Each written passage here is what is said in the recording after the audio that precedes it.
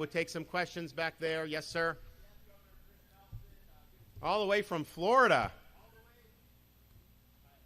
You better ask an on-topic question because I'm not answering anything that's not about the economy.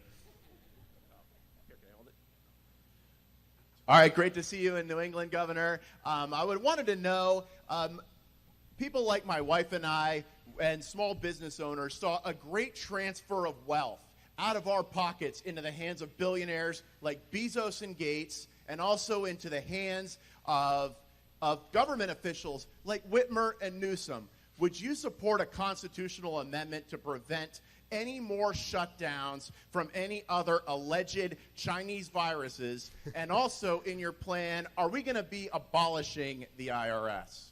So I'm game for that. You know, you send me that, we'll sign.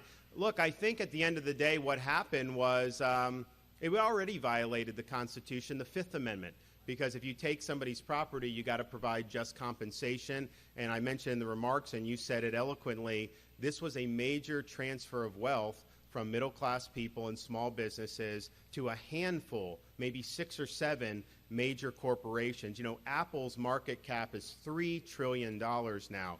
Amazon, massive growth, Facebook, all these companies, and you wondered why Facebook was censoring dissent about COVID lockdowns, because they benefited from doing this. You wondered why all the elites were attacking me in Florida for standing up and saying, no, we need to go a different direction, because there were a lot of people that benefited this, and we're still living with the effects of it.